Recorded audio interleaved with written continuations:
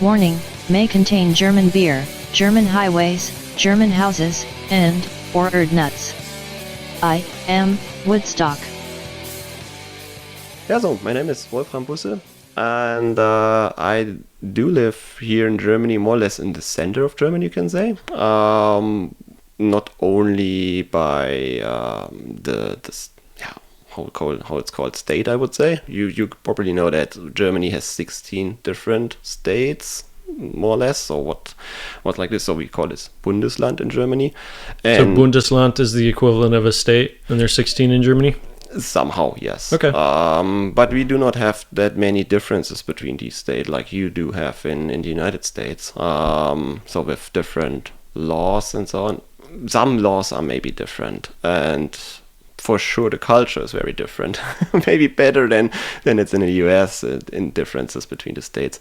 But anyhow, the state where I live here is Hessen, is the German pronunciation. I guess English Hesse, I'm not sure. And this one is also more or less situated in the middle of Germany, you can say. And where I live is really indeed quite in the middle. So north of Frankfurt, 1 hour driving, 100 kilometers, something like that, in the north of Frankfurt.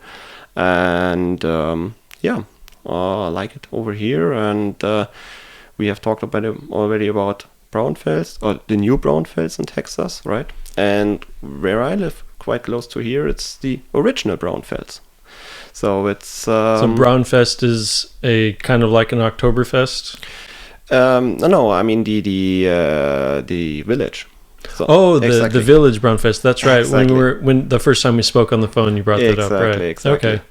Okay. So I mean, of course, everybody knows that there is in New York, according to York, right, and so on. But it was also new to me that there is the original brownfields right here and has his counterpart as a new brownfields in Texas. So I heard Brownfest, and it was perfect. So in Texas we call it New Braunfels, which doesn't sound anything like the actual name. So the original Braunfels, or the Braunfels, is just down the road. Yeah, more or less. I mean, it's I guess 8-10 kilometers. Not sure what's in miles, but I guess it's about very 5 close. miles ish. Yeah, ish is good. Yeah, so quite close. I'm definitely having to get used to kilometers. The speed up here, I had to look it up. 140 kilometers per hour. I was driving, and I'm like, this can't be too fast. And I asked Siri because I was driving. Yep. Safety first. Perfect. And it's about 100 miles per hour is 140 kilometers per hour, which every car on the highway was going that fast. We were driving from the Kaiserslautern area over to France. We went to, what's the name of the place? I can't remember, but all the Christmas markets here in Germany were closed down because of COVID. So we decided to go across the border to France and go to one of their Christmas markets. And it was amazing, by the way. We had the, what do you call the hot wine? Yeah, Glühwein, yeah. Glühwein. Perfect. Over there was Weinschad or something like that, French. But anyways, I was going 140 kilometers per hour, and I asked Siri, what's 140 kilometers per hour? And it said 100 miles per hour. And I was shocked because everyone was going that fast, and then there were people flashing their lights behind me. So I'd get over and they'd just flash by me. So they had to have been going 120 plus miles per hour, which to me is insane. And that, I mean, all the way from Germany to the place in France, which I'm kicking myself now for not remembering the name, but I really love the culture you have around driving in Germany. And I don't think people in America understand how not only do you get your license when you're older, 18 years old here? Yes. How much does it typically cost to get your license? Because it's some years ago for myself, but I would say it's easily a month salary. On average, I would say. So a month's salary just to get your license, and you have to be 18. But the benefit of that, even though that's very expensive, is everyone actually follows the rules. Where in the US, unfortunately, you got people sitting in the left lane going 5 under the speed limit. Yeah, but I mean, I guess at least you have the opportunity to move over on both lanes, right? If in America, in many highways or interstates, it's okay if you drive in the middle lane too slow, you can be passed on the left and on the right lane, which is not allowed in Germany. So so in that case, they come behind you, which is also not allowed to use that for this purpose, but then they give the flashing light and say, okay, please move over. Sometimes they do not use the flashing lights, but they use then the turning signal. Yeah, I saw that too. A lot of people have their left turn signal on saying, hey, I'm coming up, get over. To give you the signal normally they want to do a left turn around you, but there is of course the end of the road because you're already on the left lane, so you should really understand that you're on the wrong lane out of their perspective, of course. Americans need to learn this because nothing pisses me off more than just having grandma sitting in the left lane going 5 under the speed limit. It kills me. Yeah, I mean, how high is the risk for you if you make then a move over on the right lane? Is it? I mean, I have for myself when I was driving on America, I was in the first moment I thought, oh, that's so great here. You can use whatever lane you want to and drive the speed you want to, right? So more or less inside of the limits, of course. But you can then use the right lane to overtake or the left lane and so on. It doesn't matter. That was my impression, and I drove so for many miles, and then I realized, okay, no, they have some rules here, obviously, so it's not allowed to use whatever lane you want to. Yeah, we have rules, but no one follows them. Unfortunately. But I mean, if you do that in Germany, that there is someone blocking the left lane with not that speed you would expect, or maybe really too slow, he get a quite little fine for that. It could happen that they tell him, okay, you should better use the very right lane for that speed and not the very left lane, and they fine them maybe with, I have not the latest fines in my head, but it was something like 20 euros or something, so really not that big deal. But on the other hand, if you use the right lane for passing or moving, I'm struggling with that. Moving over, passing over. Passing. Perfect. Thank you.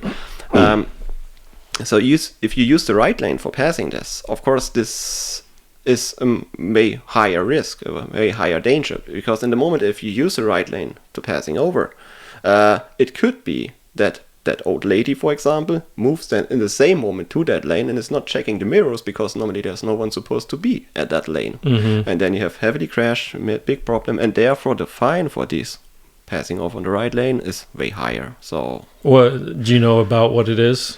I guess it's over €100, and it's especially more you get 1 point, which is some.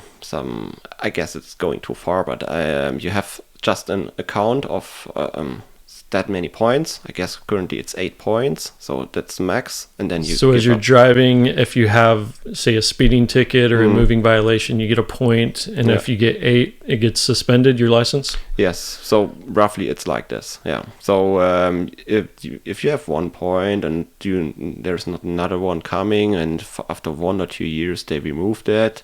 So they delete that, and then it's okay. But that you cannot collect too many points in a too short time, and normally no one does this. So I do not know anyone who say, "Oh, I have 3 points. Oh, lucky you, I have 5 points." It's not like that. Yeah. So it's really like you not try to do that because already the fine of €100 is too much, and it's risky, right? So well, while I'm here in Europe, I'm trying to go to each country that I go to and try to pick and choose all the amazing things that each country has. Inevitably, every country is going to have that thing that's better than the next, and try to kind of learn about it and figure out the value of it. And one thing that I absolutely love about Germany is just the road quality. Every small town, every highway, it does not matter where you go. It could be in the middle of nowhere in the countryside. You're going to have this perfectly smooth blacktop that you could just go roller skating down and have no issues. And it's almost without fail. I've seen maybe 2 or 3 potholes, but I've already driven 1,000 kilometers here in Germany. And everywhere I go, I've rarely ever had to use any of my suspension. And so no wonder you're able to go 150 miles per hour with no fear of actually dying, because the roads are immaculate. So the question that leads me to is how do you afford to upkeep all of these roads? And one thing that I wanted to kind of talk to you about is right now in the US there's a lot of discontent about taxes. So we kind of have a political divide between the right and the left. And the right, they want freedom at all costs, and they're like, stop taking my money, stop taxing me. Social programs are just stealing money from me and giving it to lazy people. That's what they say, not what I say.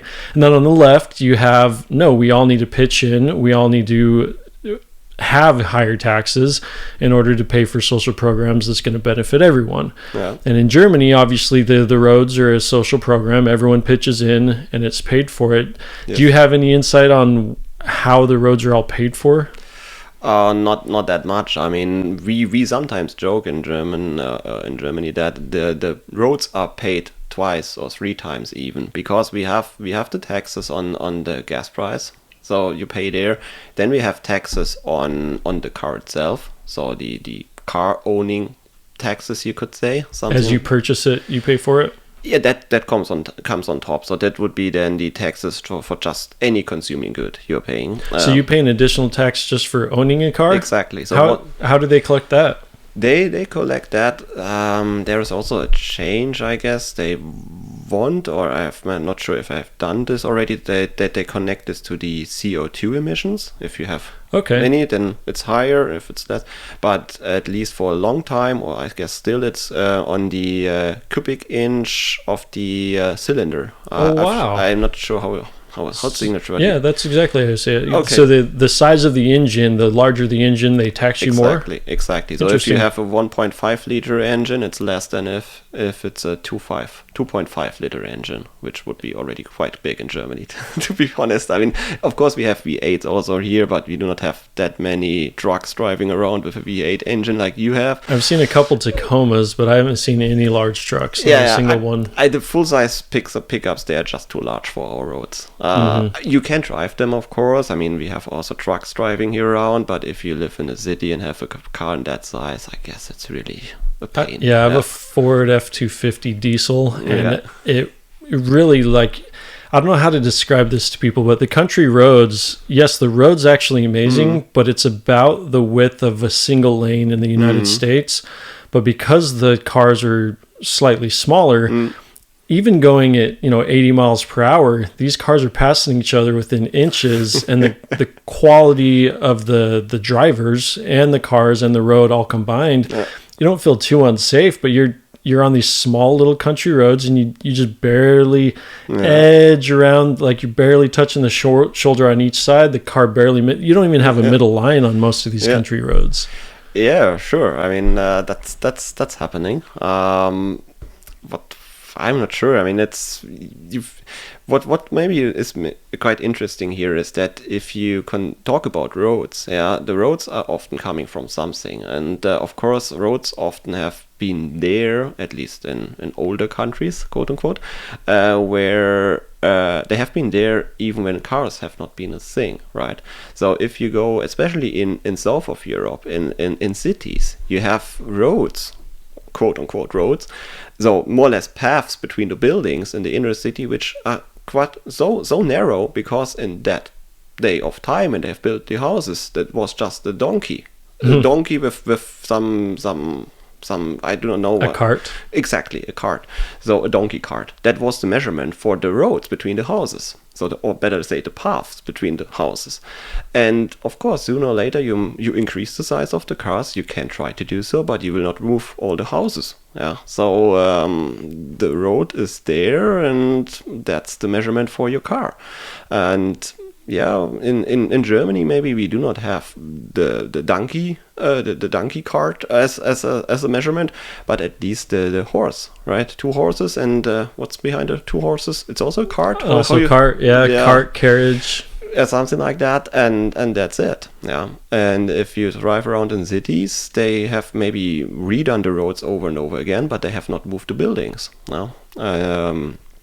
The other thing that kind of struck me, because as I was going down the country roads, I pointed out how amazing the actual roads are and how skinny they are. That's just a much more efficient way to keep them updated. So if you have twice the width of the road, that's twice the cost of actually updating that road. So you're giving up the size, but you're keeping the quality at the highest point.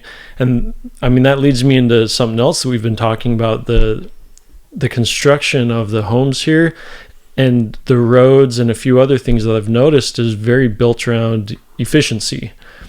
Yes. The least amount of waste possible. So you can give up a little bit of space on the road, but you have that much higher quality to be able to do that. In your homes, can you describe to me what a Rolladen is? It's so funny that you like that. I mean, yeah, sure. I mean, that's maybe it starts with the idea that German homes normally have the windows, and the windows have normally 2 layers of glass at minimum. If you go for new build houses, they have often 3 layers of glass. I have even heard of about 4 layers of glass. So for a very good insulation, right? And then also the framing of the window is then with aluminium or with insulation in between of that, so they really have a good insulation rate. So to block then, for example, sunlight and so on, or light at all, you better do then, whenever you think about shading, you do that outside of the window, not so instead inside. of having a regular shade or curtain on the inside, you have this metal piece on the outside. It's not, yeah, it could be out of metal. I think most of them are made of plastic. Okay. And yeah, and it's, do not know for sure the word in English, jealousy, I guess. So that one you can move in different angles, and you can pull this up to the top, and then it's disappearing more or less in the top section of the window. And after and if you pull the string, it goes down. The Rollladen is more or less similar idea, but you have these different plastic strips, and they are connected in a loose manner so that you can put them on a roll. So if you pull the string, it's more like you make a rolling movement, that all these plastic strips roll on a roll, and the space in between these strips has also some little holes, so that you can make something like a shading or a see-through, so that you do not need to switch between completely pitch black dark or complete sunlight. So you can make halfway down, halfway up, or so much more. And yeah, you mentioned pitch black. They really are pitch black. So it's pretty much, you have this, it's not even a string, it's more of like a strap, kind of like a toe strap almost, but you pull down on it, and this whole, it's almost like a blast window. I think you were saying blast that earlier. Shield, and it's just these big, thick, either metal or plastic things that roll up into it's kind of like a overhead door, almost like not a garage door, but like a sliding steel door. Yeah, similar to a garage door, I would say. The mechanism behind is very similar to a garage door, I would say. But not where a solid plate is moving. But I guess maybe in some factories you see that the whole garage door is moving upwards, obviously, but it's then rolling like a carpet. It's rolling into a roll. And if you close those all the way, well, the jet lag getting here to Germany with a 1-year-old and an 8-year-old was miserable, because we got like 0 sleep on the plane. The best part about flying to Germany is that they give you beer and wine for free. Yes. Anywhere else in the US, you have to pay for the beer. And it was good beer too. It was Warsteiner. Yeah, Did I say that right? Yeah, and Warsteiner. Yeah, and I bet you have flown with Lufthansa. Yes. Yeah, because they have Warsteiner, exactly. It was great. And so we closed these blinds not realizing, and I think we slept in until, I don't know, it was like 11 in the morning. We didn't even realize. I woke up, I thought it was still 7 a.m. because it was pitch black outside still, and I'm now in love. It's something that I don't know what the cost of getting those installed in the US would be, but we need to look into them. Americans, everyone look into Rollladen. So maybe I go over there and make a business, right? That's not a bad idea. You'd have to get customer. It wouldn't be too bad to manufacture those over there. In fact, there's got to be a company over there already that does them. I guess. I mean, there are different kind of how you can build them. So one, I guess in most situations, it's rolled in a box, and the box is right over the window. So it's same as the window. It's sitting in the opening of the wall. Let's say it like that. But you can also do it like attached from the front, so that that the roll is outside as well. So you really can, so something like aftermarket. So if you have already windows, you can still attach this on the outside. So it should work with American homes, right? Well, I'm going to look into it. The other thing I like about all the homes here, they're all brick and mortar, even the inside walls. Yes. Seems pretty efficient to me as far as heating it in the winter. Does it cost a lot for energy to keep these warm? Oh, difficult to compare this, of course, but I would say not that much. I mean, what I like a bit more about this is talking about, because history, right? I mean, once again, I mean, we talked about donkey carts and so on, and anyway, we know that Europe is quite old. Out of American perspective, it's very old. Yeah. Anyway, and in the older houses, they have a better insulation normally than the houses made in the 70s. So now, of course, the brand new built house is very good. We have houses which, according to my understanding, but I'm not a deep expert here, we call them passive house, which means so passive house, because it's just the warm climate inside, the warm temperatures keep just because it's so good insulated. Yeah, so wow. Just if you wear a jacket, so it's more or less, quote unquote, no need for heating at all. So we can really, with good material, do that. Yeah, it's possible. That's the thing. But generally speaking, yes, that's right. So made out of stones. The walls inside as well as outside. Quite common that the outside walls made of stones have hollow chambers inside, so that you say stones like bricks. Exactly.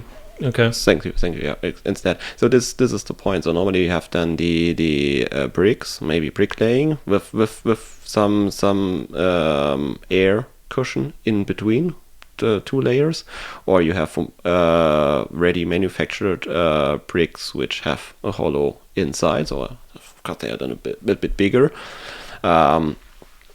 But anyhow, so you try to make different layers in the wall, so that you have stone, air, something like that, so that you have a better insulation. That's the one idea. Yeah,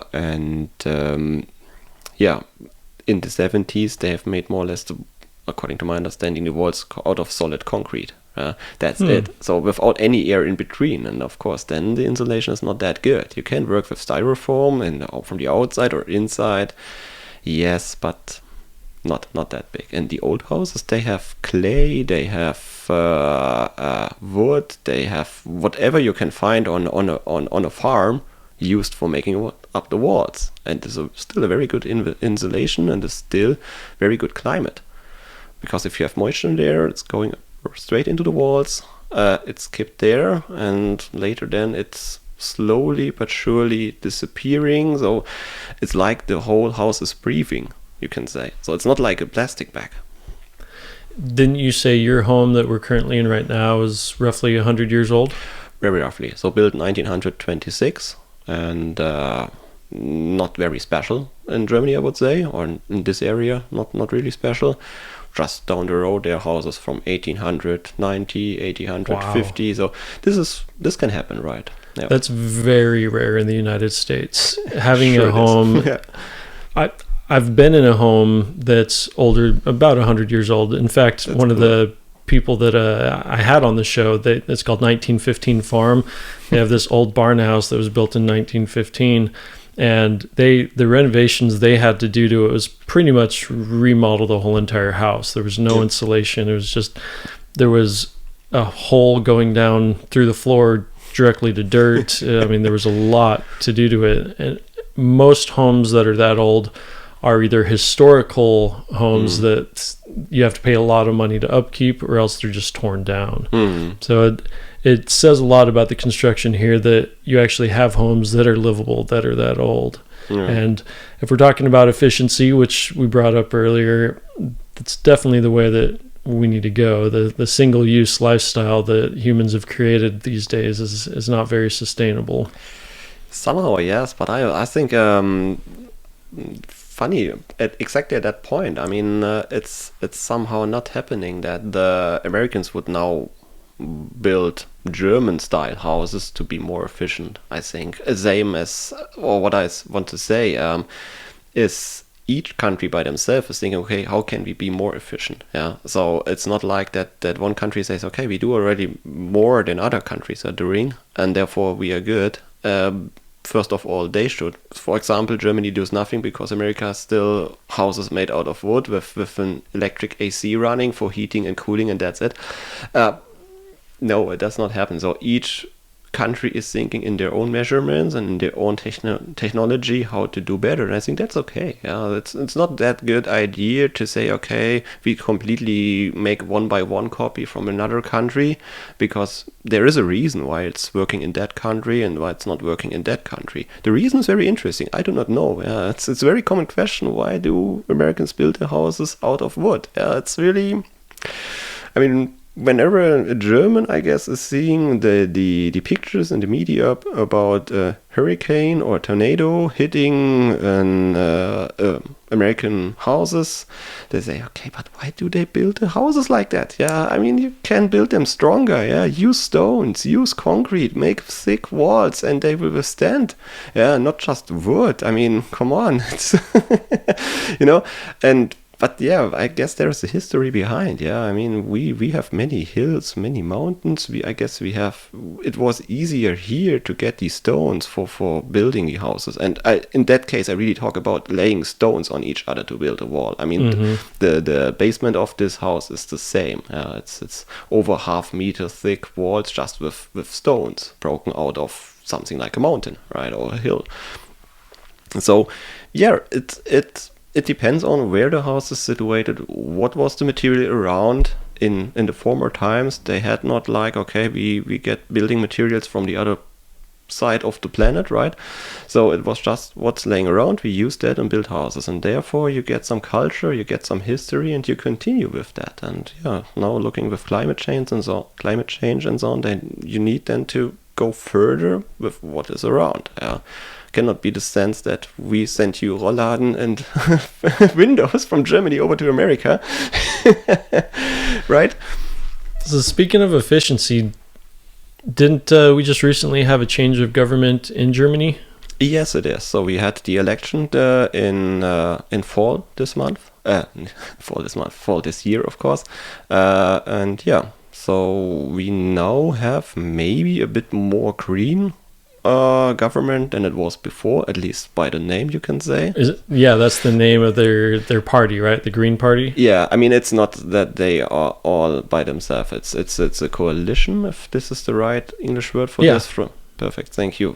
From 3 different parties. So yeah. See, that's something that is very not unique to Germany, but foreign to the United States, because in the U.S., yeah, we have a lot of quote-unquote parties, but there's really just 2 parties in the U.S. And I've said multiple times, even on this show, that I think that's an issue. Can you describe how the party system works in Germany? I guess at least roughly, yes. It's I mean, we have, I guess, I do not have the complete number, but we have many different parties. And I guess we have...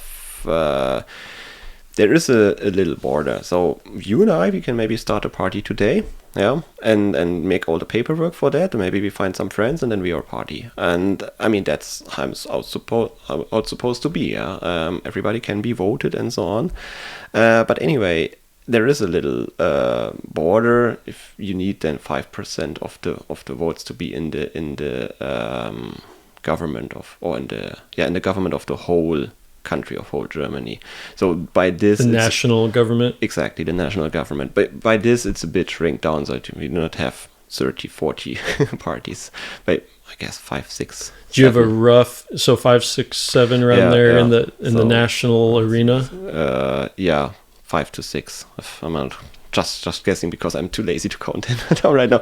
But the previous party, they were in power for quite some time, weren't they? Yes. Was it 15 right. years? 16 years? Yeah, and it was the same prime minister? Exactly. So the chancellor, how we say? Or chancellor, okay. Chancellor, exactly. Is it the same kind of like the president, prime minister, chancellor? Is that all kind of the same arena? Somehow, I would say.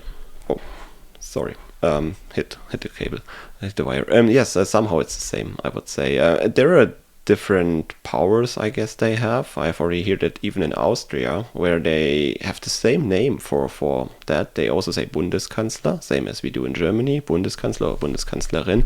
But in Austria, they seem to have different kind of power than it's in Germany. So it's very difficult to compare it one by one.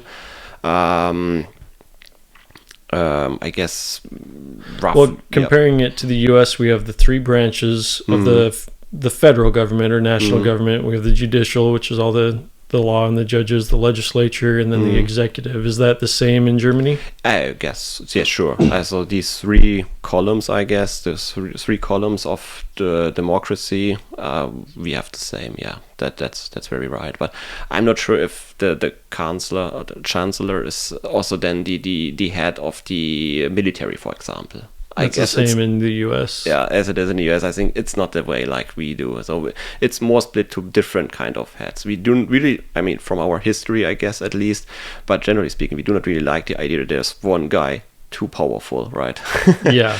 So we have all the different parties, as you mentioned. Currently, there are 3 parties in a coalition together as our new government, and in some of their opinions, in some of their program, they cannot be more different than they are, but they have somehow found a way to say, okay, we all agree on this one and we agree on this one, and so that's the paper they've made, so the coalition paper, the coalition contract, and now they are in power, and we can see how they will do, because I think as usual, whenever we talk about climate change and green ideas and changing everything for saving the environment and saving the climate, that's all nice, but on the other side we have all the industry, all the consumers and so on, and I think what more or less all countries try to do is to find a way how to consume a better climate, right? So by continuing with consuming,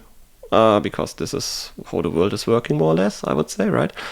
By continuing with the consuming, still saving the planet. So what we have get rid of all the plastic straws. If you go to McDonald's, you do not have a plastic straw, you have now a paper straw. If this is really the big change, I doubt this a bit. Is it a good sign? Maybe it is. Yeah, we do not get any plastic bags if you go for grocery shopping and so on. Yeah, you bring your own bag with you, that's it.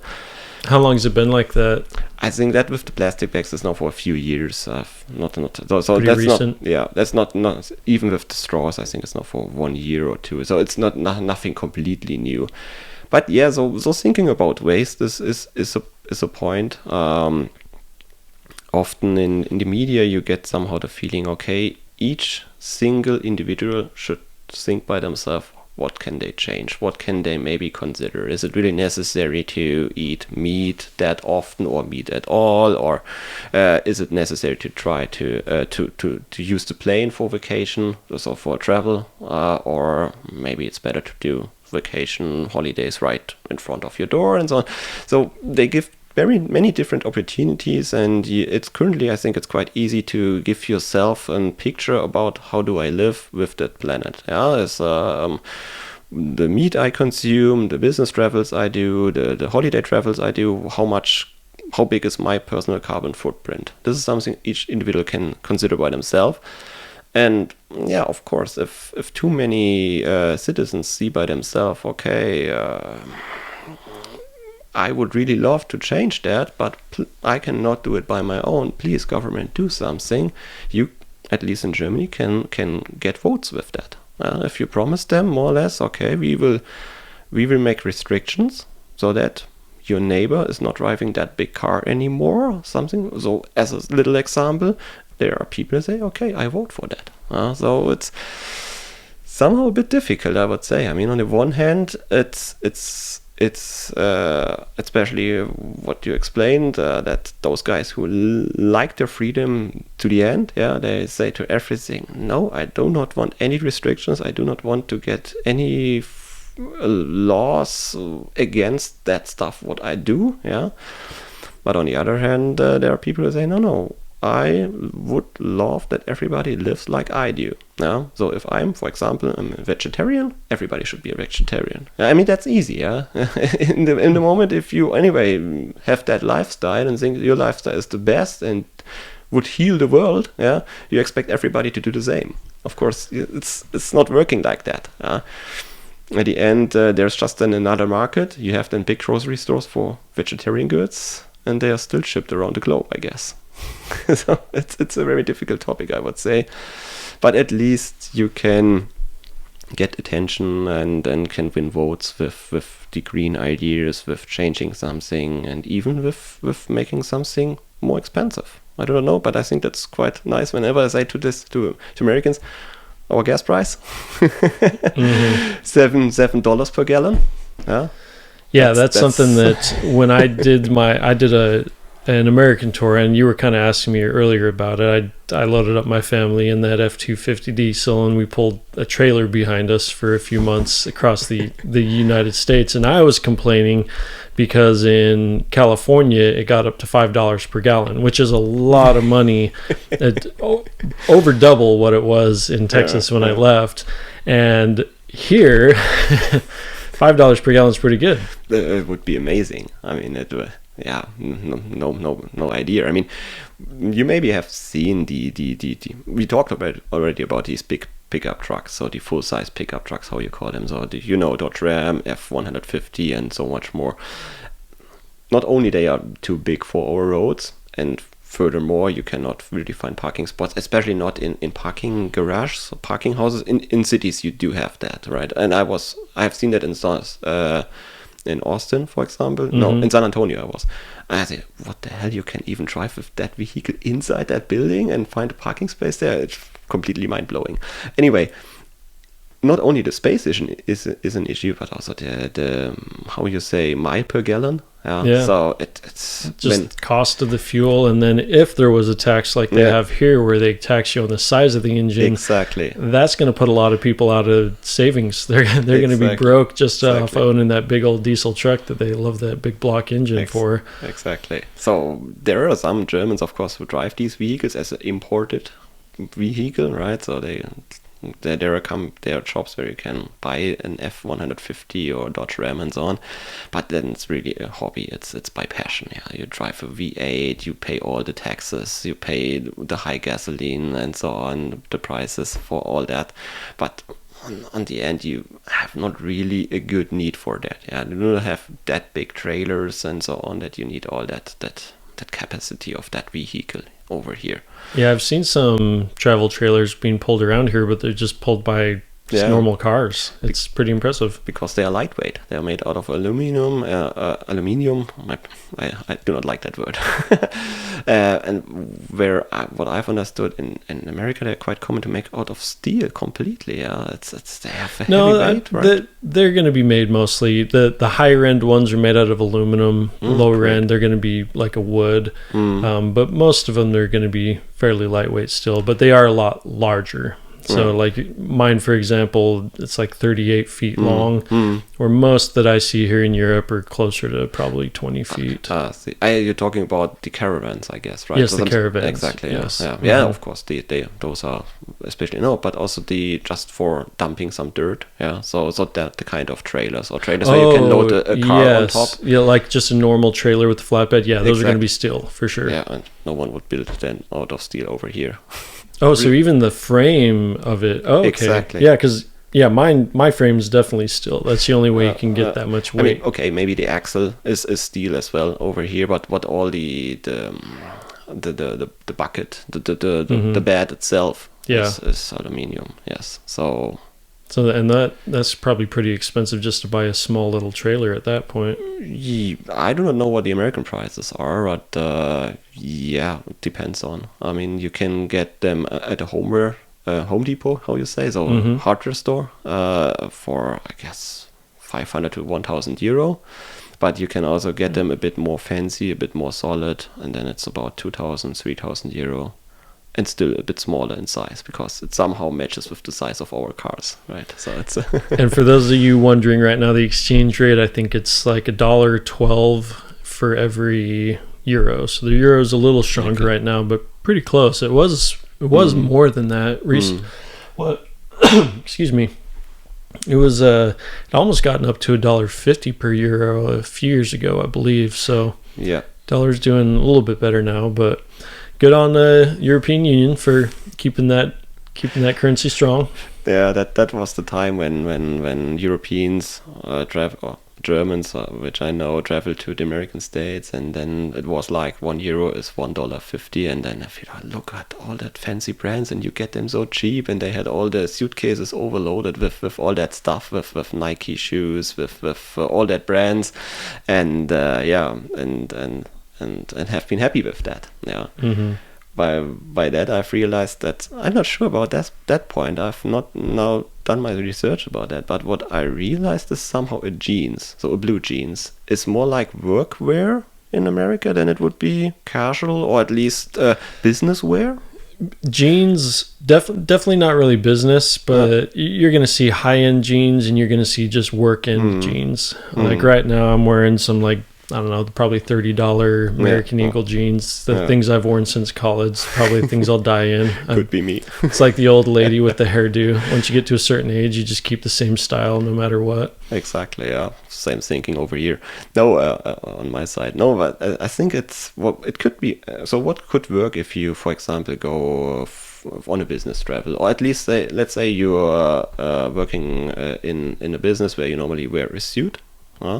And then you go for an exhibition, for example, and you move around on the business exhibition, and then you wear, as a German, the business suit shoes with a blue jeans, a shirt, no tie, and the jacket. I guess you know, like a blazer. Exactly, something like that. That would be totally fine. And I realize whenever I do this in American areas, it's like no blue jeans. That's not business dress anymore. Unless you're in Texas.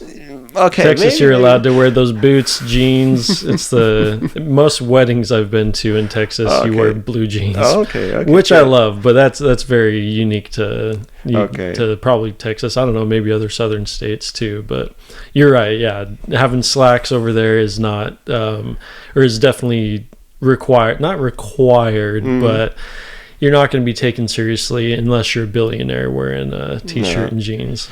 Yeah, that's interesting because I somehow realized if you're a real worker, yeah, so you're working with tools each day, so that job's where you shower after the work, right? Not before but after the work. A blue jeans is kind of working dress. And that's not the case over here. If you have that kind of job, you have so special working cloths, like overalls, something like, yeah, very similar to an overall. So same, but yeah, normally we do not like the overalls. It's then separated jacket and pants, but trousers, pants. Like a canvas, or what's the material that they're made out of? I think it's this very same material like the overalls. So, but just like canvas. Or really, I guess Levi's are. I didn't realize until I came over to Europe a few years back when I visited that jeans, as we call them, are pretty sought after in lots of different places over here. They're not as common. Yeah, I mean, and that was exactly how I have reached that point. When then Germans have traveled over to the United States, and they have seen then a Levi's or a brand which is Wrangler, Levi's, which is really costing something over here. They call them Levi's. Levi's. Yeah, there we go. Okay, we call him Levi's. Levi's. we could make a whole season about just that, because you say, for example, Subaru, the car. Subaru, yeah. We call it Subaru. Where's Subaru? That's Japanese. Is it Japanese? Yeah. Okay. But same as Mercedes-Benz. You say Mercedes. or Mercedes. Yeah. Yeah, do it American way. Mercedes. Exactly. It's with I mean, of course, it's who is right? Maybe. Well, okay, it's definitely Germans. In that case, yes. But wherever they're made, but with Subaru, I do not know. I would need to ask some Japanese how they pronounce these. Yeah, that's a good point. that one we have a tie on. Exactly. No, exactly. So and when then Germans travel over and see then blue jeans from Levi's and Wrangler and so on for just a few dollars in as a working cloth. It can happen. I guess you can buy something like that for $8, $12, $15, something like that. Some of the maybe not. Levi's now are actually pretty inexpensive. They used to be more of the higher end ones, but that was decades ago. Okay. Now those are the ones that you find in Walmart, where as you've pointed out, when you traveled in the US, is around every single corner. But yeah, you probably find some jeans for $8-10, some of the lower end brands. But then there's other people that are going to pay $400-500 for a pair of Levi's, or not actual brand Levi's, but a blue jean brand. That's interesting, and I just try to get their understanding like that. Okay, if it's because working gear or working cloths are also not that expensive over here. Yeah, so I said, okay, if a blue jeans is a working cloth in America, then of course you get them quite cheap. So that was, but anyway, it's so interesting talking about jeans, but just realized that, because whenever it's about business dress in the United States, they call it khaki. You should wear khaki pants or khaki whatsoever. It was in New England. I need to look that up, what was khaki. Yeah. And then realize, okay, it's still a pant. That's stuff.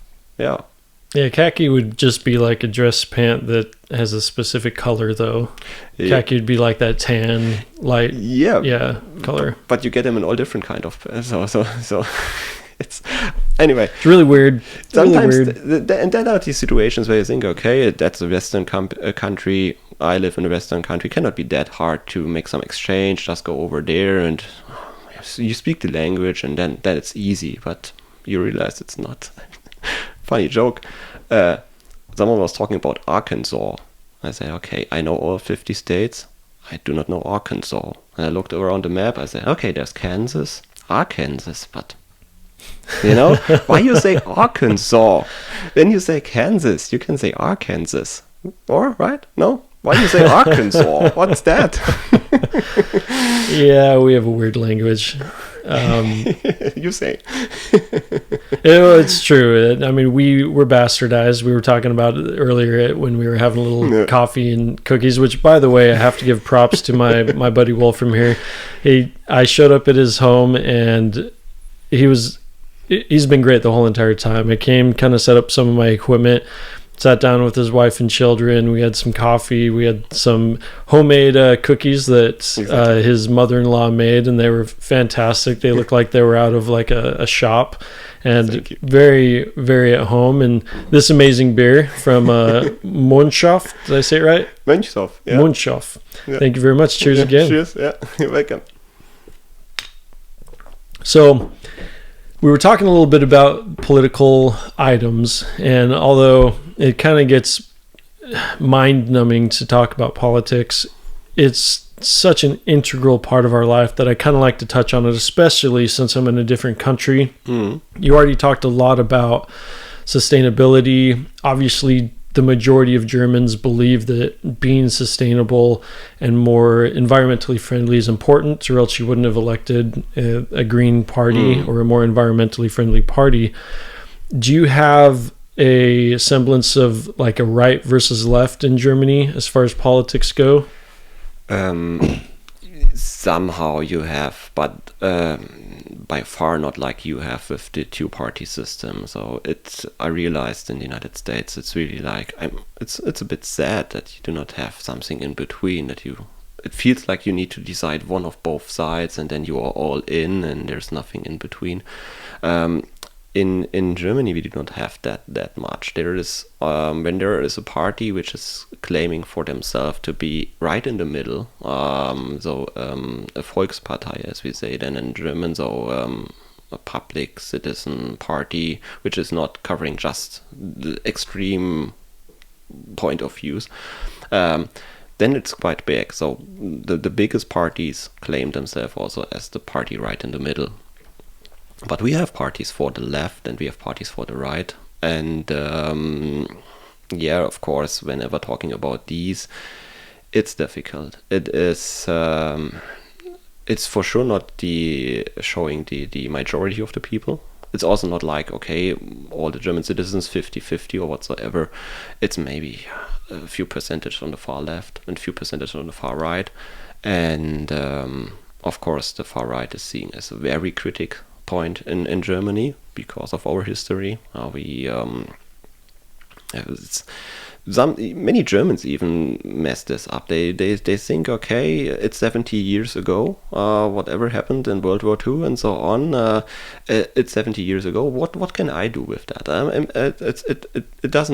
It was never my business. It will never be my business. I do not care. I have no responsibilities for whatever have happened there. And something like this argumentation you hear a lot. And what then quite often is explained to these people is, yeah, that's right. No one says that you should feel guilty or whatsoever, but you are guilty in the moment this is happening again. So that's the responsibility. You can say this is a responsibility you give each single German to take care that that's not happening again. Whatever this means. It's not like, okay, they give you one by one advice, okay, be that person, do that, and then you're safe to go. But they explain you what is whenever there's something happening which is similar to what happened in that time, they explain this and they show this to you. So. And it's of course it's a big topic in German history classes. So if you go through German schools, you learn this in history. So in my case, it was more like complete. So it feels like that we learned just that topic. Which was not true, but it was really one major point to get the complete understanding about what has happened in that time and how it has happened and why and how it could repeat again. What are the signals?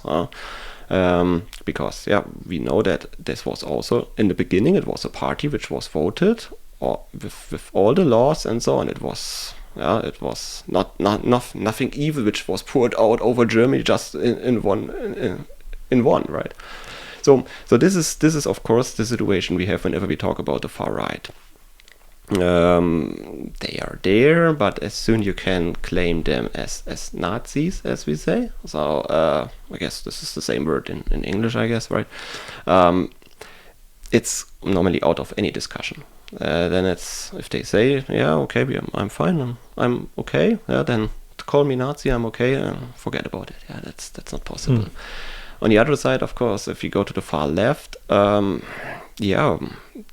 difficult there. It's depending on what they are looking for. If they say, okay, they want to get rid of any kind of government and so on, or if they say, I hear this quite often in American discussions about communism. They say, okay, left is liberal, is communism, is socialism, is somehow all one, or I've never figured out what they're really talking about. I mean, we had the East Germany and West Germany, right? We had the border, the wall, the Berlin Wall, and we had this kind of communism in East Germany. So this is also something which is not glamorous, right? So it's not like, okay, that was just sorry, I'm wrong with that. No one is saying that was a very great time. Maybe some enthusiasts say, okay, East Germany, the DDR, how we say. DDR? Yeah, so Deutsche Demokratische Republik, so German Democratic Republic. And that was East Germany? Exactly. So and East Germany was communism, where the rest of Germany was more of a capitalistic. Exactly. So this situation we had for many years, and we had more or less a one by one comparison. What's really better? What's good? Whatsoever? Yeah, and those who have been sooner or later they have been caged in East Europe. So in this communist country, they could not leave that. Yeah, there was in Berlin. There was and they the wanted board. to leave, right? They wanted, yeah. There have been many tries, and of course that it was with the time. It has become more and more difficult to describe this because I do not want to compare this with other states which have indeed some dictator or something. It's not like that. I mean, it still was a party, but it was a one party. There was no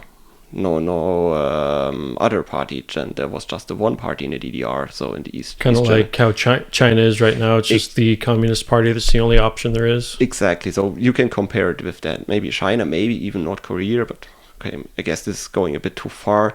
But anyway, whenever, what I want to say is, whenever the far left or the left politics, keep it with far left. Whenever the far left is having some ideas or some argumentation which is leading to that part of history, or to a situation like we had with East Germany, of course, then it's also very critical. No one says, okay, that was great, yeah, let's repeat. Yeah.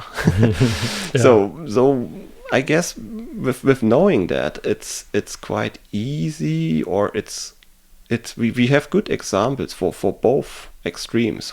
I don't want to say that what we had around World War II was similar in evaluation or in issues and in problem like we had with Eastern Europe, with East Germany. That's not the case. That's something which is often misunderstood. They say, okay, when it's far right and then there's far left, and at the end it's both the same, or it equals out each other. We do not have this, because you get explained and you understand that far right means banning people, or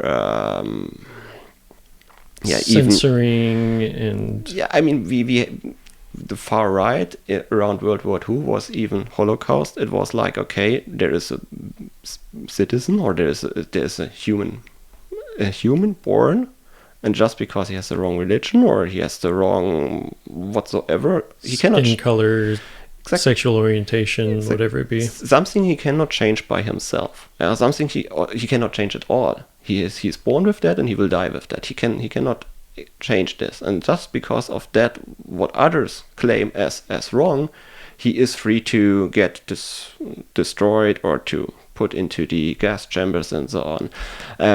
That's of course nothing. That's of course not comparable with whatever the far left is doing. So that's something which is you get teach, and you should normally know about that. You cannot say, okay, when the far left is doing A, then the far right is allowed to do B. Yeah, because then it's equaling out. It's not working like that. So this is something you get explained. That I stumble a bit with the explanation, but what I want to say is we had both more or less, which is not equal to each other, but we have both, and therefore I guess we can find quite good in the middle, and therefore we have the parties which say they are in the middle between of both. So as a kind of a recap, Germany has experienced very recently, in the grand scale of things, not in your lifetime, but within the last 100 years, you've experienced a very far right, pretty much as far right as you can get, and you've experienced very far left, almost as far left as you can get, but not quite maybe. And you've realized that it's really about balance. You really need to have some aspects of life that are a little bit more conservative. You need to have some aspects of life that are maybe a little bit socialized or communal, for that word. But it's really about finding that middle ground that everyone can agree on. And the fact that you have a ruling party right now that is not one but three different parties that, like you said, do not see eye to eye at all in some aspects, but they've come together because there's certain things they all three believe are very important. I think that's amazing. To be able to have something like that it creates a trust that there's actually something happening in government that is actually for the people. Right now, the United States, and maybe I'm misspeaking, but from what I'm seeing is no one trusts the government. We have an organization that is pretty much, it's a corporation, the largest corporation in the world, the most powerful and wealthy corporation in the world, that has time and time again just misused the power that they have. And that, I don't think that's fair. I think the government's done some amazing things over the last 200 years in the United States. In fact, our Constitution, if I'm not mistaken, has been a model for a lot of other countries to create a democracy that has worked. You know, if we're talking about trial and error, far right and the far left haven't worked, and the American Constitution has created something that allows a balance. And it might be a very slow moving thing because of the checks and balances you have, but I think we keep forgetting that we're all kind of in the same boat, and it's very easy to, I don't know, it's really easy to hate and fear, but we keep forgetting that 99% of everything that's going on around us is working, and it's good, and people are allowing it to work because they're being kind to each other and they trust the system. And yes, there's a lot of stuff that we have been abused on and mistrust, but it's not nearly as bad as I think we think it is. And that goes for pretty much any country out there, I believe. There's some ones that seem pretty bad right now. North Korea is a good example. Venezuela is another one. But I mean, for the most part, I think it'd be very ignorant to say that we're going in a bad direction. In fact, I'd say it's the complete opposite. I think we are progressing in a positive way, better than history has ever seen since we've had history. Sure. Do you see that in your country? Yeah, similar. I would say it's, you can always complain. Yeah, I mean, and on the other hand, you can always improve. Of course, you can see, okay, all good, but that one and that one can be improved, and you can complain about that it's not improved yet. But you shall not forget about what's all working already very well, and what has even been improved during the last few years, decades, whatsoever. People often forget this, I guess. They just look for the hair in the soup, as we say in German. So the what? The hair in the soup. Yeah. So, the hair in the soup. Exactly. So it's a saying translated one by one. So there is just one little thing, maybe not perfect, or could be improved. And as long as this is not improved, the whole other part is rubbish. It's just throw it all out. And that's, of course, that's not right. You cannot do it like this. I think, of course, I always wonder if how it was maybe 50 or 100 years ago. If it would be like we have currently, that the generation one, I mean, normally you have 2 or 3 generations living next to each other, right? And that the generation of in the middle can look to their kids and look to their parents and say, okay, look how many developing steps we have in between that. I guess this is valid for the current point of time, that we really can say, okay, look about that. I mean, guess you and I, we are in an age where we had no smartphones as teenagers. Now teenagers have smartphones without any, they do not know any other way than that. And what I want to say is, I can imagine that maybe 1700, 1800, in this period of time, I can imagine that there was maybe in the same situation someone looking to his parents, looking to his kids, and say, okay, nothing has changed at all. Still going, farming or whatsoever, and that's it. That's they grow up with a clear picture how they will die, because all in between is completely shown by their parents, and that's it. So I think we can be thankful for the development we are doing, and how many things are changing and how many things we are reaching. So traveling as you do, you come over here to Germany, and we have all these techniques around here to make this all happening. I guess 20, 30 years ago, I do not know, complete different story. But anyhow, I think this kind of development, or what we have here, is mainly based on consuming goods. It's not like that someone has given you all these opportunities because he is so grateful and want to spend you something. No, he says there's a business, there's a market behind. Yeah, I'm not a critic in any kind of that. Do not misunderstand me there, but once, as I have explained with the climate change and all the ideas how to avoid that and how to make any actions against this, it's just a different way of consuming goods. Yeah, so it's I do not know what really will work at the end, but I see the situation really that we just consume more and more and more, and you're getting all these opportunities. Of course, with many good aspects of education is of course also something completely different. If you now have the internet, you can look up that stuff, whatever you want to. I enjoy myself that I can not only look for German YouTube videos or German Wikipedia entries, I look also for English ones. And that someone has taught me speaking English was the idea of my school. Do not know. So it's not black and white. It's not just all about consuming goods, but you should really be aware about that the lifetime goal is not just consuming goods, it's developing yourself. And therefore I really like this one here, that we can just easily be here and chat with each other. That's really great. You said something that kind of it got me thinking down a trail. In order for someone to do what I'm doing, even 10, 20 years ago, there's no way that a person by myself would be able to do this unless they were born with like large generational wealth.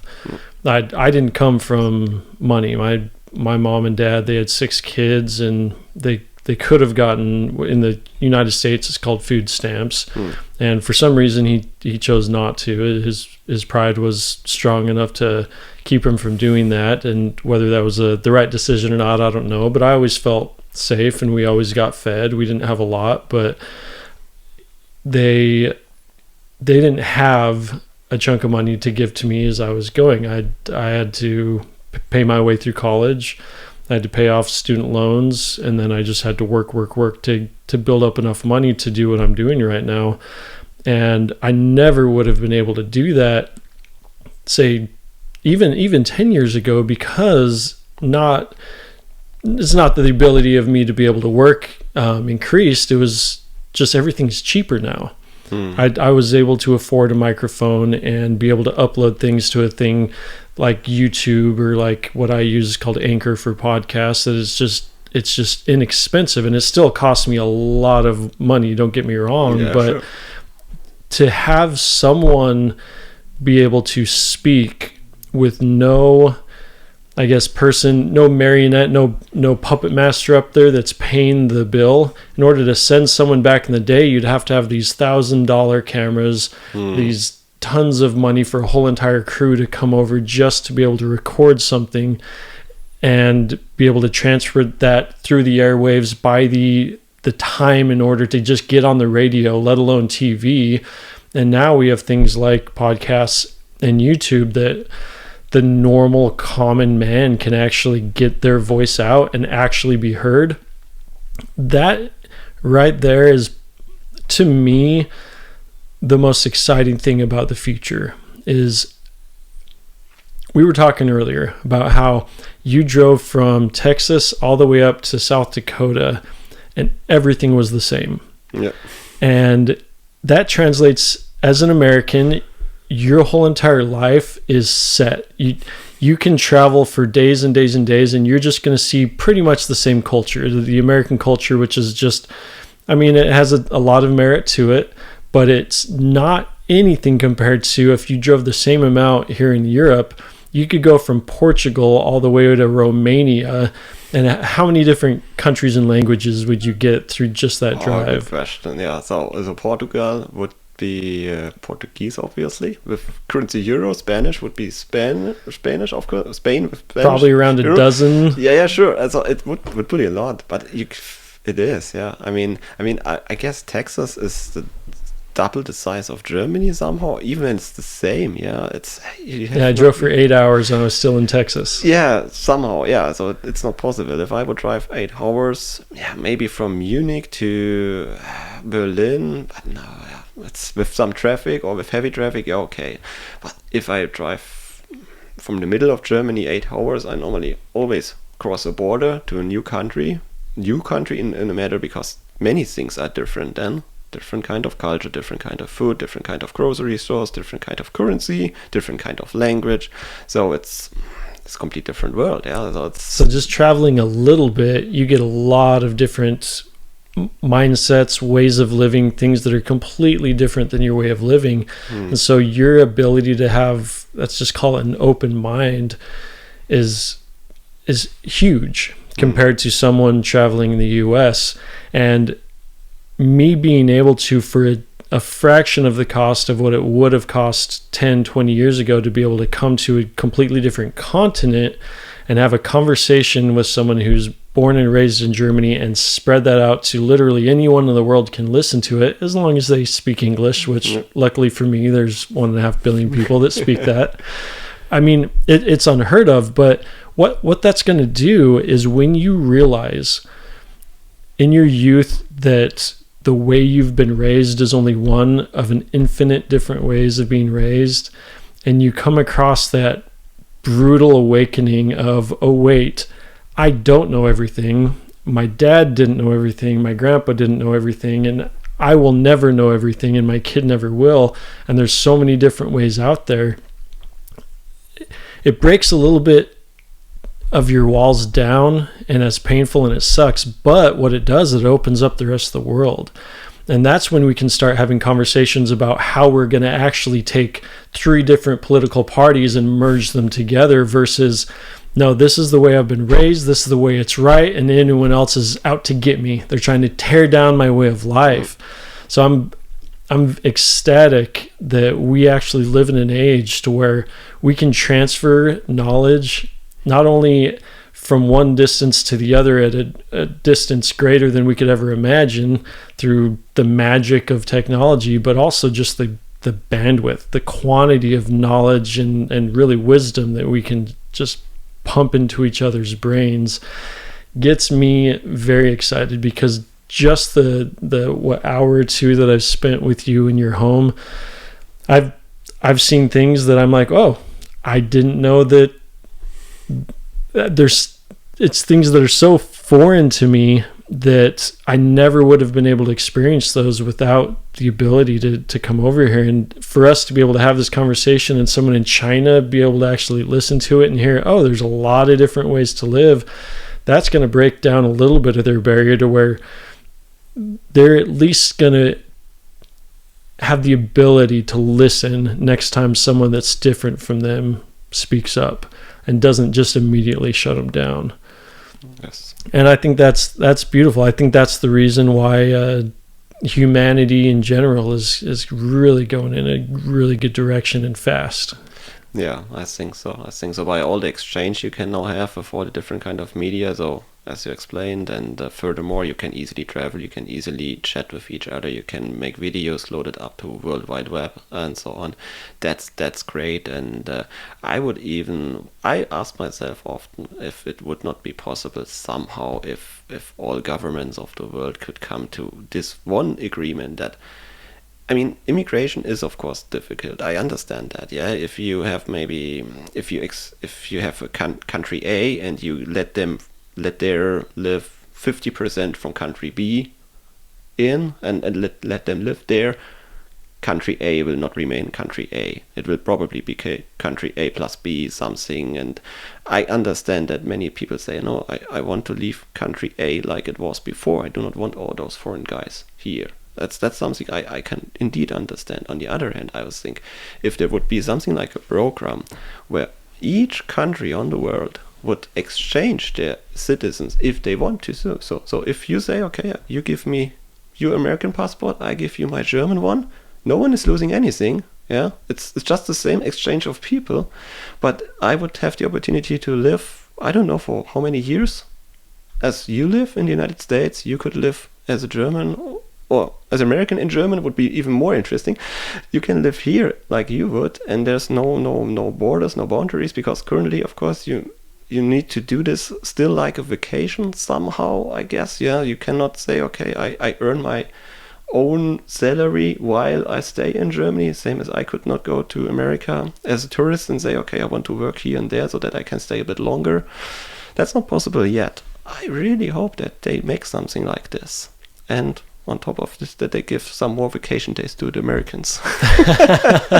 Let's talk about that real quick, because I was shocked. When we were sitting down with your wife having some coffee before this, I asked, how long y'all had been together, and it turned into when y'all had kids. And one interesting thing that came up was he was punching some numbers in the past, and apparently Germans on average have children about 5 years later than Americans. Was that sound about right? I guess, yeah. And the thing that shocked me was we always talk about Sweden when we talk about maternity leave, but what I never heard is in Germany, they have, 5 weeks or 6 weeks before you have the baby that you get full paid time off.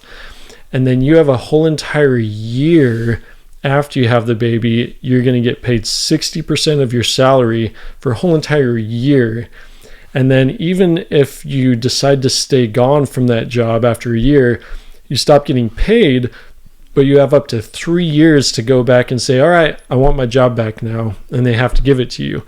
That blows my mind. On top of that, they start kindergarten, which is the translation into preschool, at 1 year old or 1 to 2 years old.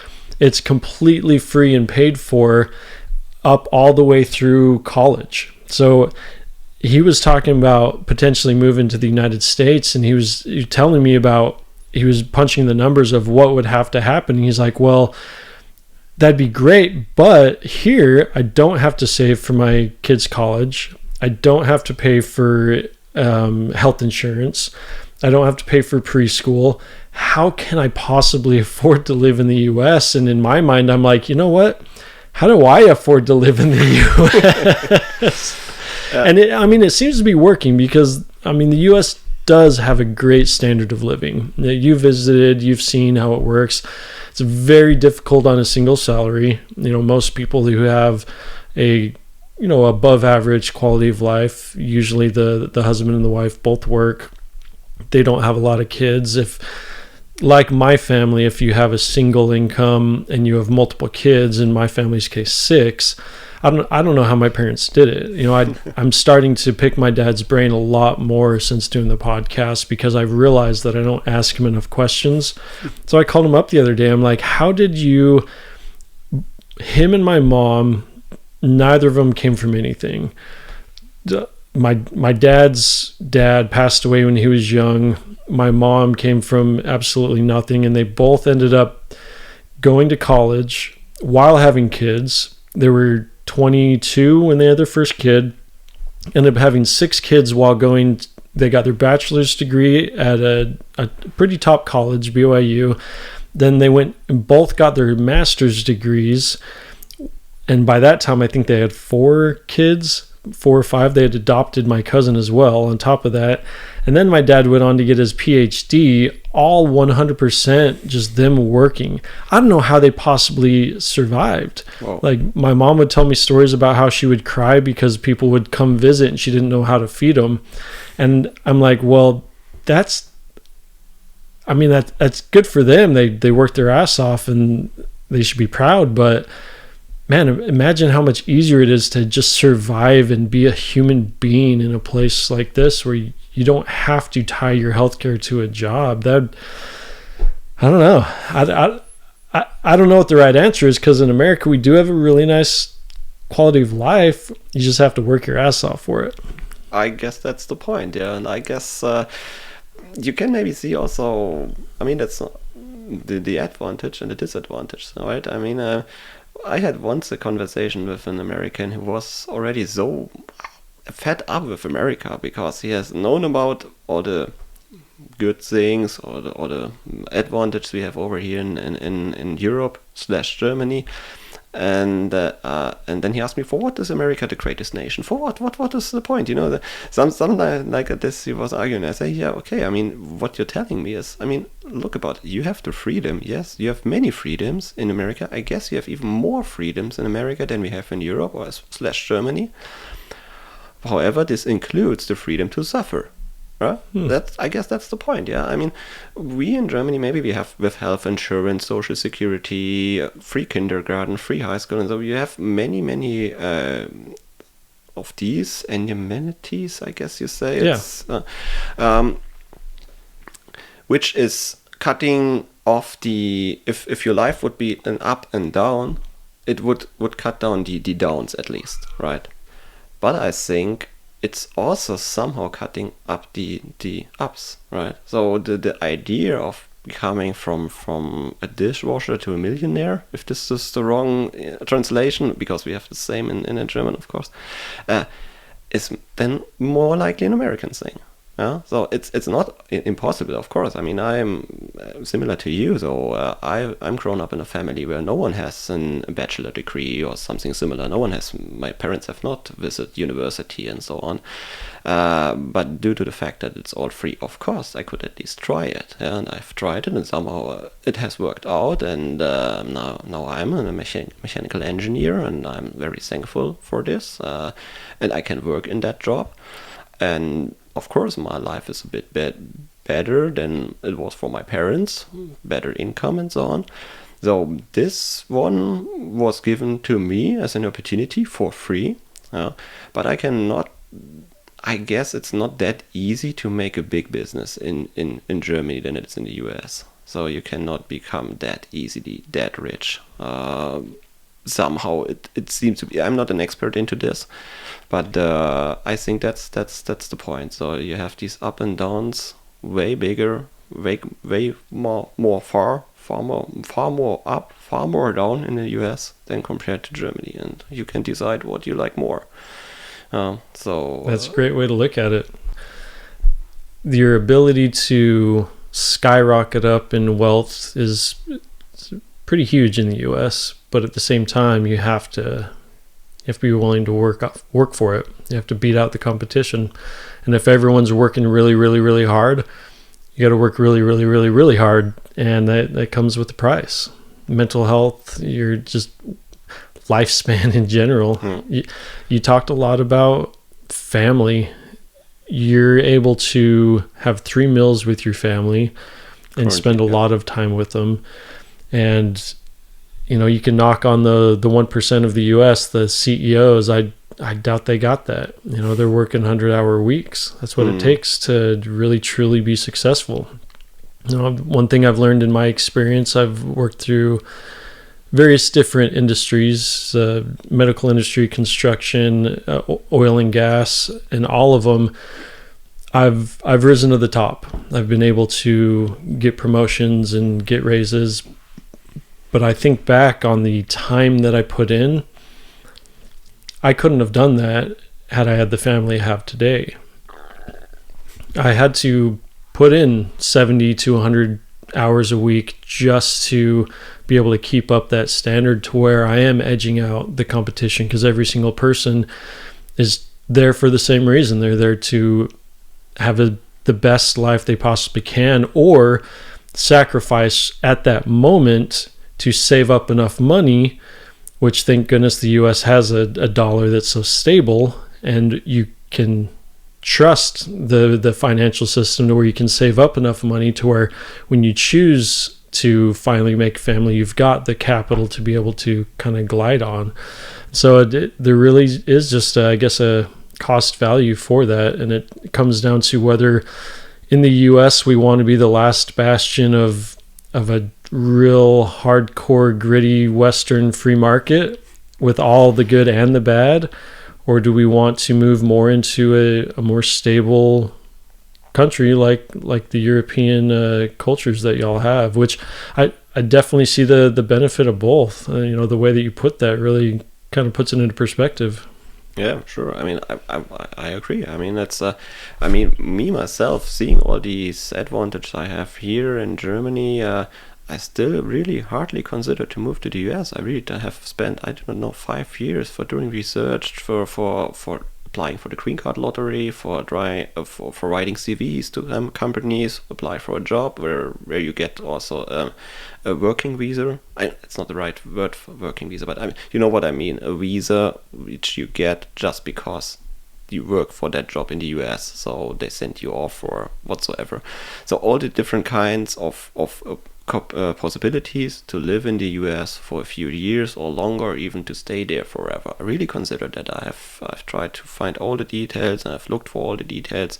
And same as you, I've spent many time and money for living in the US as long as my vacation is allowing this to do so. So I still was a tourist, but I've also met other families, and by the way, a big shout out to all the families I've met there, especially in Texas. It was just great. I mean, it was the hospitality. I'm suffering hospitality. Thank you for that, because that's an important word, and I suffer with that, unfortunately. Anyway, it was just great. It was so great to get. It's great to get this insight in how do they live. Yeah, and.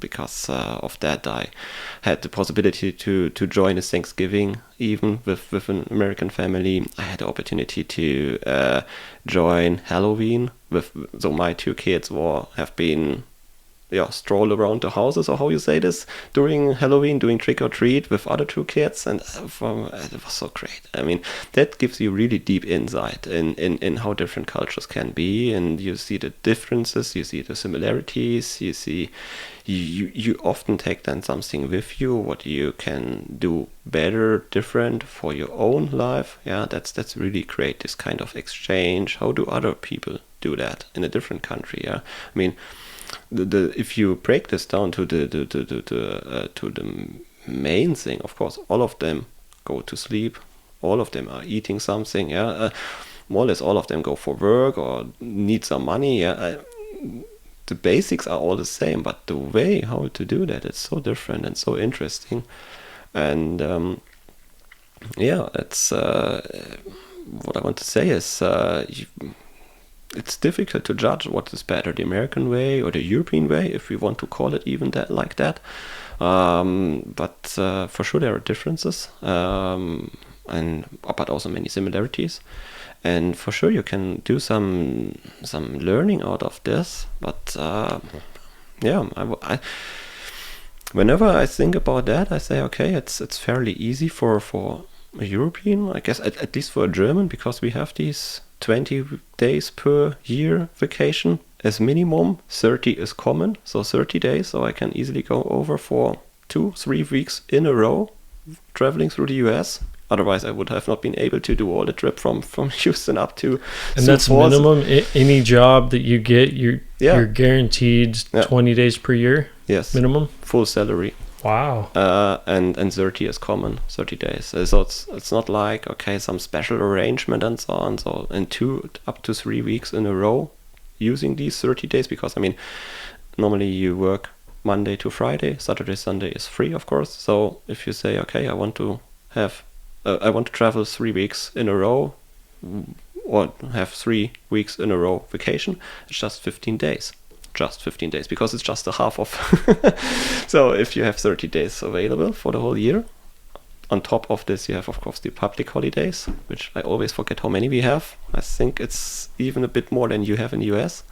Do you have a rough idea of how many that is? No, 4 to 8, something between. Okay.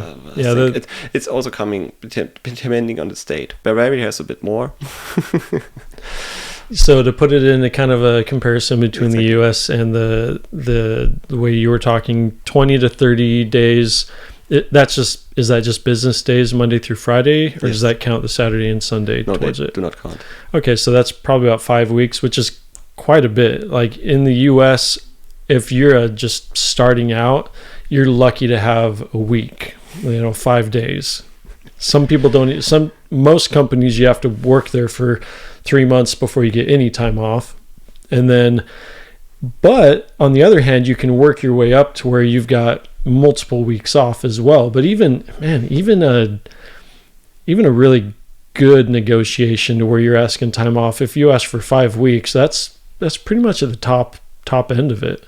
So, and that's a minimum for Germany. So there really is a trade-off. It seems really great, but at the same time, just your spending power decreases. The US definitely has a very complex tax system, And it's pretty much, it rewards those who are willing to scrap and go the extra mile and kick their butts and are extra intelligent, or maybe it really does benefit those who start off with money. That's the part that you can't change, right? If everyone had the same opportunity, which I'm trying to work this out in my head, so forgive me for it's not very consistent or smooth, but it seems to me in Germany there's a little bit more of a pure meritocracy, because everyone has the ability to have free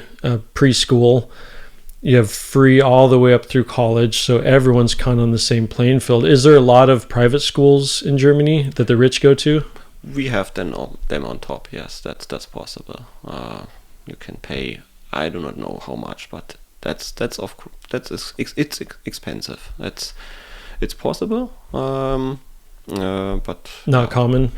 Not so common, I would guess. Yeah. Do you think the school system's pretty good as it stands, the free one? It's good enough, I would say. It's okay, yeah. It's, again, same here. You can always try to improve something. You can also always complain about the little things, but I think overall it's definitely okay, because the graduations you're reaching, so the degrees after all, especially from the university, they work globally. There was a ranking about that one, about the job titles you can get, so what kind of education you have, and also how powerful the passport is, and the Germans are very good in this point. I mean, that's something. I could now spend all the time with explaining how much things we have invented, the car and so much more. I mean, we have been for a long time very good in this. That the German engineering, whatever this means today, but for a very long time it was a very good thing. When you think Germany, you think engineering and things actually working well. Mercedes-Benz alone is pretty popular right now in the F1 arena. Which do you do F1? Do you watch Formula One racing? Not really. I know just by the media a bit about, by the news articles, if there's something. But yeah, Mercedes is always at the top. I only know that from the Netflix series. I don't really follow them, but a few friends got me into it Drive to Survive? Pretty good if you want to check it out. You expressed a desire to potentially move to Texas. That would be your number one choice of the states. Yes. So a few things about Texas right now that is pretty controversial. There's a new law around abortion that a citizen can bring a civil suit if they find another citizen performing abortions. So if they see a doctor, have any evidence of a doctor performing an abortion, or a clinic, or even someone picking them up to take them there, they can bring a civil lawsuit to them and gain $10,000 by bringing that out. You seem to be a little bit more on the conservative side. You've mentioned before you're a gun owner, and you'd be willing to talk about that, and picking out Texas over something. Is abortion a hot topic in Germany? Is that something that comes up often? It's for sure. It's something completely different, I would say. I mean, where to start with? Maybe we had, for whatever reason, for a very long time, a law which was not allowing doctors. I'm not sure if this is the right word, but whoever. So your doctor, the house doctors, the medicals. They have not been allowed by law to make any advertising for abortion, or any advertising. Advertising not means like, okay, flashing signs and so on, but even on their, it's common that the doctor has a website, and on this website you can find some articles about, okay, how good is he in back surgery, or how good is he, some information about what this doctor can offer to you, and what is his experience. On the same website, he could probably do, okay, some information about what you're doing when you losing, what, I do not know, vision on one eye, and then some health guide or something. And also, you could normally do then okay, abortion. How would it work if you come to my praxis? How is it called like this? So, and ask for abortion. What would happen next? How would it work? And what are the things to consider? All this kind of giving this information was by law not allowed. And now the new government, the coalition out of these three parties, has immediately started to get rid of this law. So quite soon, the doctors will be allowed to give all this information on the website. So it's not like how to do it by yourself, of course not. Yeah. Just to be clear with that point.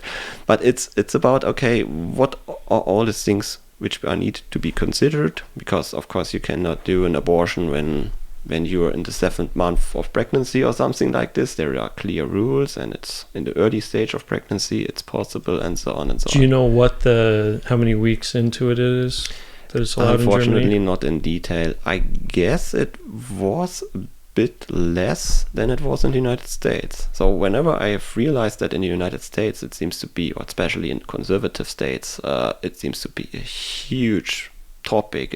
It really brings people up to anger and really to then I realized, okay, but that's really indeed a bit more than we have here. I mean, I remember that whenever the activists, if I'm okay to call them like this, so those who are against abortion, whenever they try to convince people, they use these little mannequins or the plastics and show them look how big it, and you see already eyes and so on. They explain them how far the development of that baby, before it's a baby, it's a fetus. Fetus we say in German, perfect. Fetus. So I think there is something in between where you can say, okay, if it's really already a little human mankind, or a little human, then it's a different story than if it's just a bunch of cells, like some others say, I guess. Anyhow, I think that topic is in Germany far more liberal, as Americans would say, than it's in America. So the general consensus in Germany is it's not a matter of yes or no for abortions. It's more of how do we act around the legal abortions. Yes. Okay. So, I mean, just no one says that, okay, you can, instead of preventing you to get pregnant in the first place, you should use that one, because that's clear. No one says, okay, just forget about condoms and whatsoever, just you can easily remove it after. That's the thinking of no one. But there are always situations where it maybe can happen to a woman that she's becoming pregnant without any planning, without any guilty to that, by a, I don't know if there's a more polite word, by a rape or something like this, right? And in situations like these, it's for, I guess, the majority of Germans out of question to allow this. If she feels not guilty at all for that pregnancy, she better can do the abortion instead of giving birth to a kid to a baby she never wanted. No one is helped with that. But I'm not sure if this is a topic which we can continue with. But that's indeed something whenever I have done my research about America and the United States, I have not really understood. On the one hand, you have in America many different kind of religions, if this is okay to say. I mean, Mormons, Catholics, thank you, Baptists, and so on. And it's even very difficult if you say, okay, over here in Germany, I don't know, Catholic or Protestant, or what's the point? What's the same in America? And then you do not find. So it's really completely different somehow. And you have way more different kind of religions, feels like. So it's all kind of churches. Religions, I guess, is Christian, Islam, and Jews. No, I mean the sub below that. So Mormon. So you're saying there's a lot of different variations of Christianity in the U.S. Exactly. And you'd be absolutely right. It's all over the place. But furthermore, it seemed to be that all agree in America that it's not really a topic for daily conversation and so ever. It seems like that there can be a neighborhood and all of them have different kind of Christianity, and no one talks about that. Not really. But on the other hand, you have these abortion activists, and it seems like that there is a Bible Belt and so on, where in fact they have a deep impact on the civilization with their thinking. And I wonder where it's coming from. Is it then Mormons and Catholics and Protestants all merged together with one consensus view, or is there one party that's strong? Or, it's really difficult if you on the one hand do not really talk about that, and I guess less than we do it over here, but on the other hand it has some strong influence somehow. I've never figured out that point for sure somehow, and maybe sooner or later I will find, but that's indeed interesting, because I think here, because of Christianity, no one is really dealing with the topic abortion. It's not really a hot topic here. No, not really.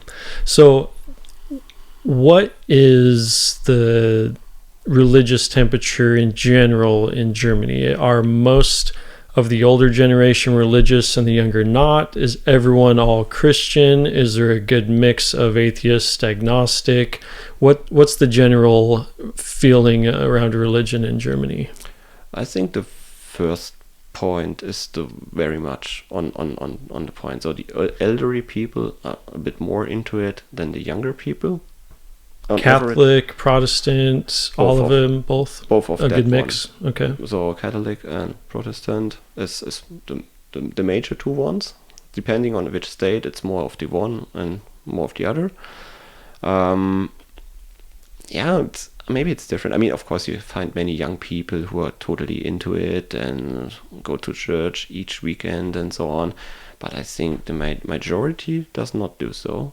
And I guess there is difficult to describe this, but maybe it's somehow like it's too old-fashioned. It's outdated somehow. So the strong Christian belief feels, I guess, for many young people somehow outdated. Even though there is nothing wrong with many of the ideas and laws you have, some be good to your neighbor, do not lie, do not steal, and we know all that. I mean, I think no one will argue that that's not making sense. But I guess many people are convinced or think by themselves, okay, I'm a good person anyway. I do not need a book to tell me, or once per week someone else to tell me how I should behave and how I should do in order to be a good person. And I think that's a bit the background. So it's more likely what the people feel and think by themselves, completely individual and completely independent from all the others surrounding them. That's for them a bigger value than what a book or someone else is telling them how they should behave. They have a very strong, they're very convinced by themselves that what they are doing is right. They do not need a mirror for that. With this, and I guess that's the point. And I guess you had this situation the same in the United States, but here it's quite big. Especially about the catalog. So it's difficult with these two words. Catholic. There we go. Perfect. Okay, I always want to put something in between. Catholic. That's easy. It's because it's spelled different. Yeah, exactly. There again, with spelling Kansas and Arkansas, right? Arkansas. Anyhow, now we had the big issue that in former times means maybe 10 years, 20, 30 years, where the Catholic Church was have done many bad things about the young, so the rapes and so on. And I think this has really given a big impact to something which was somehow dying anyway. Push the younger generation away and even further. Some good reason there. Yeah. So it's really nothing. So here it's not really a big topic, you can say, the religion by itself. So when I first started traveling around, I used a government grant and a scholarship. I pulled that money together for college and did a summer abroad in Spain. It's the only way I could have afforded to come over here. And I was sitting in a hostel talking to some people, and they said there's 3 things that you should never talk about while traveling, and we've hit on all 3. It's politics, money, and religion. Exactly. Yeah. So, but I think those are the things that really matter. I think the reason you shouldn't talk about them is because there's a lot of emotion involved. People get very upset when you talk about things like abortion or like religion, but I guess grow up. I think we need to be open and adult about it. I was raised, and you brought it up, I was raised Mormon. I was raised in the Church of Jesus Christ of Latter-day Saints, as they like to call it by the full name versus just the nickname. And I don't practice that religion anymore for various reasons, and I'm an open book if you have questions, but it definitely is tied into politics, especially in the United States. If we're going to talk about a lot of the political decisions that are being discussed in especially the conservative states, which Texas is the one that you've been looking to potentially live in, you kind of have to marry the two in. It's not just politics, it's politics with a lot of donations from religions. And when you think of it that way, it makes a lot more sense why some of the decisions that are being made in some of these conservative states are being made. But just to throw out my 2 cents, I was taught as a young age that we need to have separation of church and state, and I think there's good reason for that. So it's interesting to see how in Germany you don't have any of these dividing issues like abortion, because religion's kind of phasing out in your youth.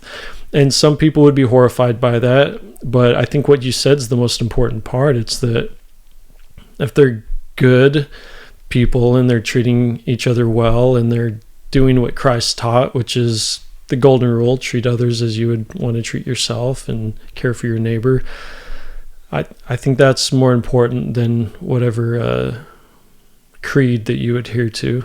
So it's interesting to hear that you don't have that one topic to deal with, that in the U.S. it's a very hot topic, just another thing that we can divide ourselves by. Exactly, yeah. So I do want to ask one more thing before we head out.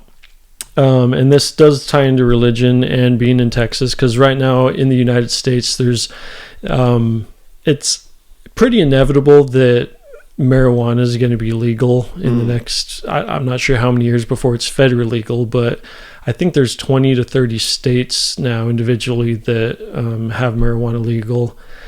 Texas is not one of them. In fact, they're going the opposite direction. The Delta 8, which is a type of marijuana, is currently legal, but they're trying to pass legislation to take that away. Is it legal in Germany? That's also something of the new government which is coming. So it was not legal. To make it short, I could go into detail, but I'm not an expert there. It was somehow, it was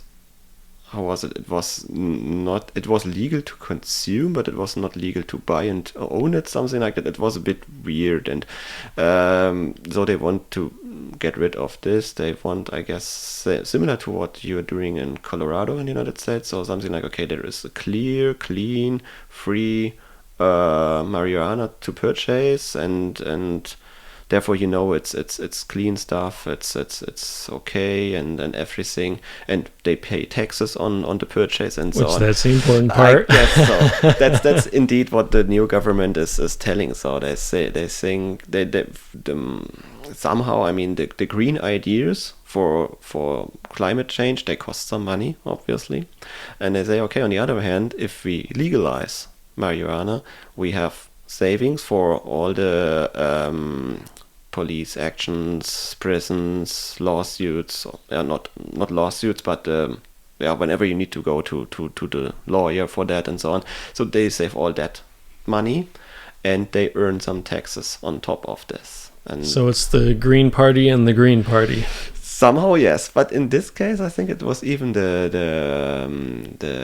Liberal Party. I mean, they call themselves Free Liberal Party, the FDP, Freie Demokratische Partei. I think they are also quite okay with that, but they are normally not. I have never understood meanwhile, I know the understanding or what Americans mean with liberal, but in Germany, the Liberal Party is indeed very business friendly. Let's say like this. So the Free Liberal Party of Germany. The FDP is a party which is majorly doing all actions for the CEOs, companies, and so on. So the complete opposite of what the US thinks is liberal. Exactly. So, and that was the point why, when I was first traveling to Texas, I said, I'm liberal, and I mean exactly what they are meaning. Yeah, so conservative in the meaning of let it be, don't something like this. Yeah, and so not a glimpse about socialism and whatsoever. Yeah? So,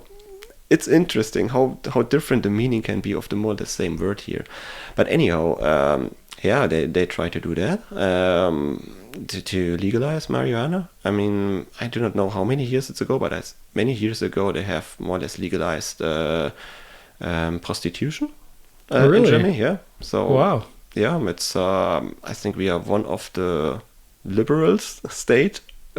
Country in that topic. So actually, now that you mention it, we're right down the road from Frankfurt, which I read something that's like the sex capital of the world. Have you ever heard that? Probably, but I would think that this one, I think there are even better, more cities like that. Frankfurt, yes, probably. I mean, maybe because it's there right in the center. So as far as I know, Frankfurt, it's right around the main train station, where we have really one facility to the other. I do not know how it's the English word for that. It's bordel? Oh, in Germany, they say bordel.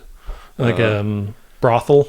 Yeah, probably that's it. So where you exactly need to go when you want to meet these persons who do prostitution for you. Which when you were talking about marijuana, they said if you legalize it, you're going to have a good product that's clean and that you can trust. And prostitution, whether you believe in it morally or not, you're going to have a cleaner woman because she's supposed to be registered and there's taxes off of it. So if you disagree with it on just a moral basis due to typically religion, you're never going to accept it. But taking that away, it really is the most reasonable and responsible way to proceed. I'm guessing. I've never lived in a place where it's legal. Actually, no, I did recently drive through Nevada. There's one county in all of the United States. It's not in Vegas, but it's just outside of Vegas where prostitution is legal. I don't know why that one county's unique, but so the whole country of Germany, prostitution is legal now? Yes. So now means since 10, 15 years. I'm not sure about that. So it's really a longer time. And so more or less also to pull this out of the illegal section. So to say, okay, then before you do it with something like a black market, and with human trafficking and so on, so with harming human rights and so on. No, we say, okay, we make this open, we make this clear. So if someone has a facility for that and say, okay, I want to do this as a business, he pay taxes and so on for all that, and then it's clear, it can be controlled by do not know how they named who controlled this, but anyhow, it will be controlled like a business will be controlled, same as if you have a restaurant or so on, and somehow. Yeah, that's possible. On the other hand, they have realized, okay, due to the open borders we have in Europe, it's still something, you can still find bad things there. So it happens that people go travel over to the poor countries of Europe, if this is okay to say, so Bulgaria or something like that. They promise them the better world if they just come with them, and then they come with them, and then they force them more or less into prostitution. And if you are here in a country you do not speak the language at all and so on, and you see this as your only opportunity, and you feel embarrassed because you have been tricked, and you cannot. They tell you, we will tell your relatives what has happened here, and because of by embarrassing they work like slaves. This can happen. Yeah, that's indeed something where they say, okay, it started with a good idea maybe, but it's not really working like that. It's not all good. Yeah. If there's going to be a black market, there's going to be a black market. Yeah. And I guess if it's legal, it means you have to be registered, I'm sure. And so I guess there's a little bit more, at least chance for you to speak up and get help. But That's one that I don't think we're close to in America. I think we got a ways to go before that is legal. But Sure. it's definitely a different way of looking at life. Yeah. I'm excited to continue our conversation, but I think that's probably a pretty good place to end it. I really appreciate your time, Wolfram. Yeah. Thank you for a very good conversation. As you say, I could easily talk way longer because it's so interesting. It is. I really hope that we can sooner or later maybe talk again. Yeah, I'm hoping that the first year of doing this podcast here in maybe 5-10 years, I can redo a trip and re-talk to all the same people I've spoken with and get a different perspective 5-10 years down the road. So Perfect. Hopefully we talk a lot more between then off the mic, but thank you so much for coming on the show, and we'll talk soon. Thank you very much. All right, goodbye everybody. Hey everybody, the conversation is getting bigger and bigger, and I want to invite all of you to join in. There's a few ways to do it. You can go to iamwoodstock.com, that's iamwoodstock.com. There you'll find a contact form where you can input your email and contact me directly. You can also go to the I Am Woodstock Facebook page to leave comments and start a conversation with the entire iaW community. If you're a fan of pictures, check out the I Am Woodstock Instagram, where my wife is sharing some of the family adventures. If you're enjoying the show and want it to grow even more, go to the Good Stuff page on my website. There you'll find links to all of my sponsors, as well as a link directly to the I Am Woodstock Patreon, where you can become an official patron and allow me to be picky about the sponsors I choose. Thank you all for the support, and don't forget, this is all about starting real conversations. If you're driving in your car, call up a friend who you haven't seen in a while and discuss some of the topics you've come across on the show. Trust me, you will not regret it. See you next time. I am Woodstock.